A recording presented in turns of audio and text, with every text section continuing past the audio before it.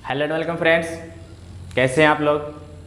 चलिए आज हम लोग इस सेशन में फंडामेंटल राइट्स जो देख रहे थे उसका नेक्स्ट सेशन लेकर के आए हैं, पार्ट 3 का। तो हम लोगों ने आर्टिकल 20 को देख रखा। आज हम लोग आर्टिकल 21 देखेंगे। आर्टिकल 21 में जो प्रोविजंस हैं, जीने का अधिकार और दैहिक स्वतंत्रता का अधिकार, ये आर्टिकल 21 में।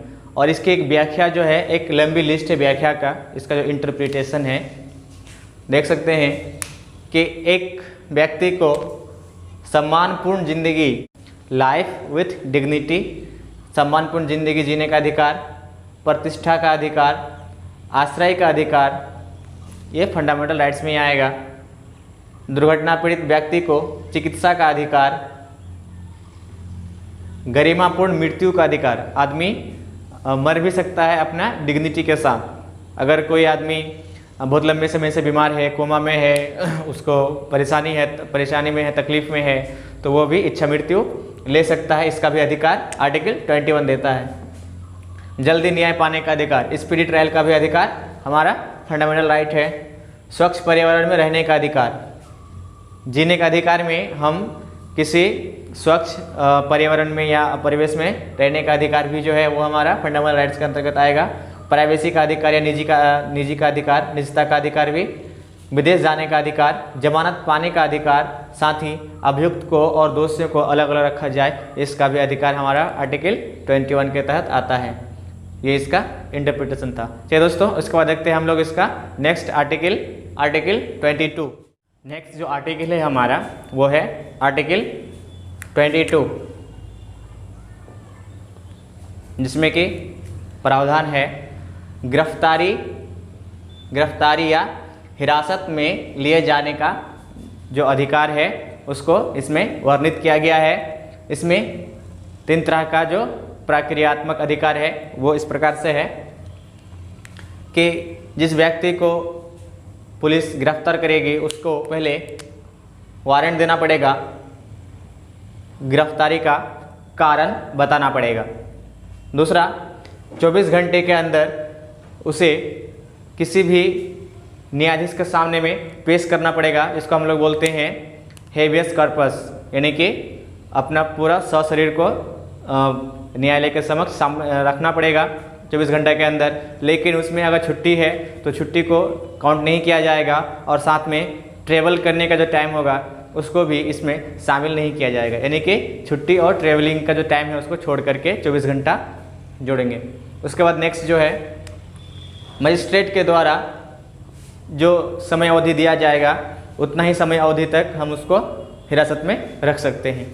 कुछ अपवाद भी है इसका, जैसे कि अगर कोई शत्रु देश का नागरिक हो या फिर किसी व्यक्ति को निवारक निरोध कानून के तहत अगर गिरफ्तार किया जाता है तो उसको इस तरह का जो अधिकार है वो नहीं दिया जाता है। लेकिन निवारक निरोध कानून के अंतर्गत जिस व्यक्ति को गिरफ्तार किया जाएगा उसके जो कुछ अधिकार हैं वो इस प्रकार है कि उस व्यक्ति को 3 महीना से अधिक हिरासत में नहीं रखा जा सकता है, और अगर 3 महीने से अधिक रखने की ज़रूरत पड़े तो उसको समिति की जो है सिफारिश जरूरी है, और उस समिति का जो अध्यक्ष होगा वो संबंधित हाईकोर्ट का कोई जज होगा। तभी इस निवारक निरोध कानून के अंतर्गत गिरफ्तार व्यक्ति को 3 महीना से आगे रखा जा सकता है। चलिए दोस्तों, फिर देखते हैं नेक्स्ट जो कि आर्टिकल 23 और 24, जो क्या है, राइट अगेंस्ट एक्सप्लॉयटेशन, यानी कि शोषण के विरुद्ध अधिकार, जो कि आर्टिकल 23 और 24 में इसको वर्णित है। और इससे पहले जो हम लोगों ने देखा था वो था 19 से लेकर के 22 तक स्वतंत्रता का अधिकार, राइट टू फ्रीडम। चलिए दोस्तों, राइट अगेंस्ट एक्सप्लॉयटेशन देखते हैं। आर्टिकल 23 में इस बात का वर्णन है कि कोई भी आदमी किसी भी व्यक्ति को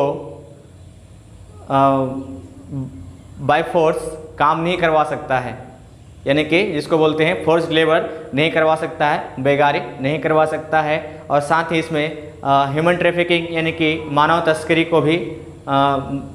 तस्करी को भी प्रतिबंधित करता है आर्टिकल 23। लेकिन इसमें एक अपवाद भी है कि अगर इमरजेंसी स्थिति आ जाए तो राज्य जो है नागरिकों को जनहित सेवा के लिए फोर्स कर सकती है।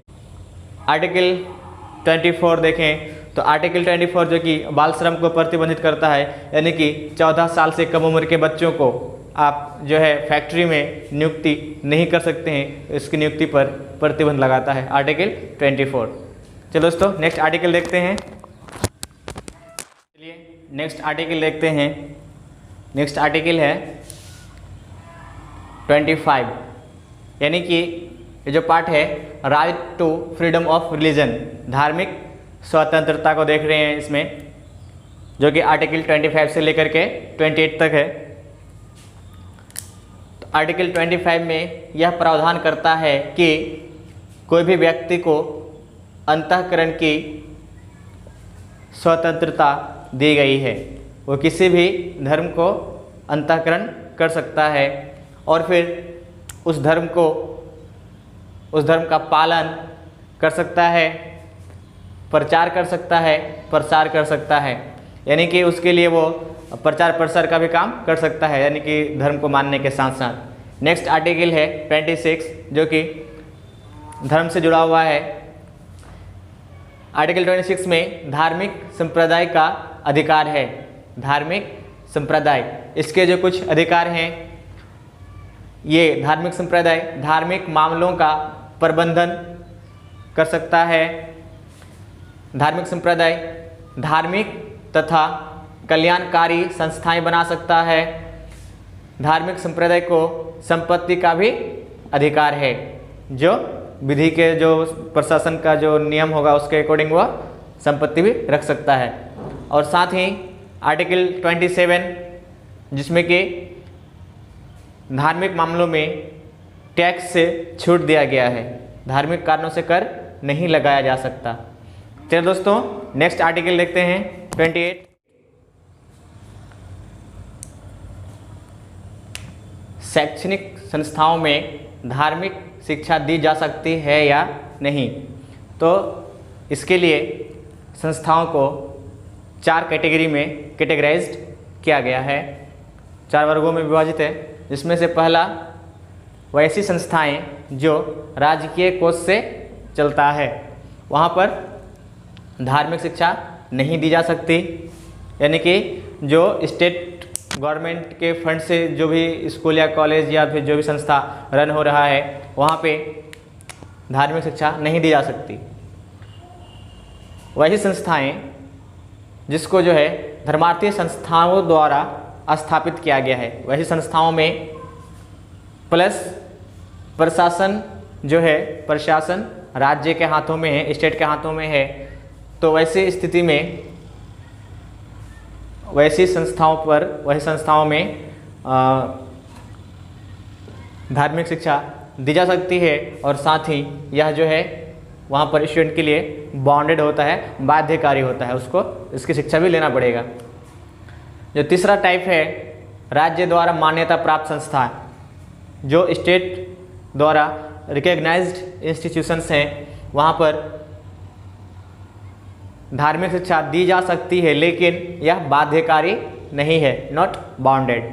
और जो चौथा जो वर्ग है वैसी संस्थाएं जो पार्शियली फंडेड होते हैं गवर्नमेंट के द्वारा आंशिक रूप से, तो वैसी स्थिति में उन संस्थाओं में धार्मिक शिक्षा दी जा सकती है, लेकिन यह भी बाध्यकारी नहीं होता है कि सभी को बाध्य नहीं किया जा सकता है धार्मिक शिक्षा लेने के लिए। चलो दोस्तों इसके बाद देखते हैं नेक्स्ट आर्टिकल।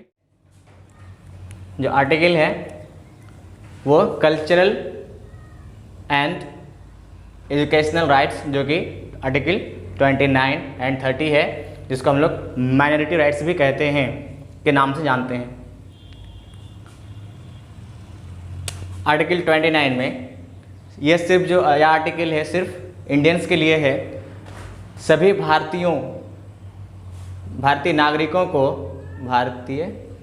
नागरिकों को अपनी संस्कृति, यहाँ पर संस्कृति का जो तात्पर्य है वो धर्म से है, तथा भाषा यानी कि जिसका तात्पर्य भाषा का तात्पर्य लिपि से है, को संरक्षित करने का अधिकार देता है।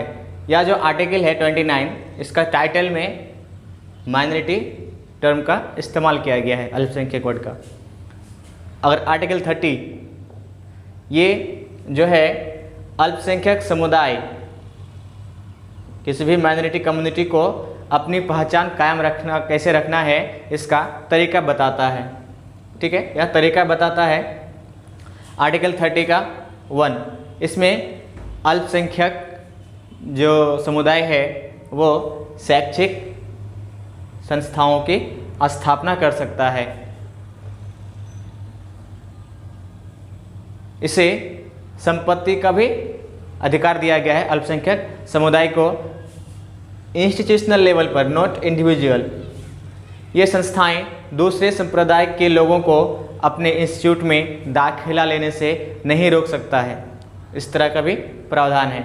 और इसके लिए जो 2 केस यहाँ पर देखने को मिलता है, एक केस, पहला case Saint Stephen College versus University of Delhi 1992।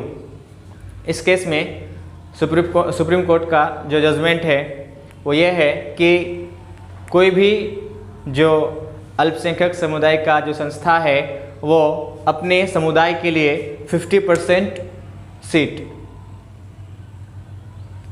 Reserve रख सकता है। एक केस और है TMA pi foundation and others versus state of Karnataka 2003। इस केस में सुप्रीम कोर्ट ने यह व्यवस्था दी कि निजी व्यावसायिक संस्थाएं यानी कि जो प्रोफेशनल जो इंस्टीट्यूशंस हैं वो अल्पसंख्यक समुदाय कायम कर सकता है।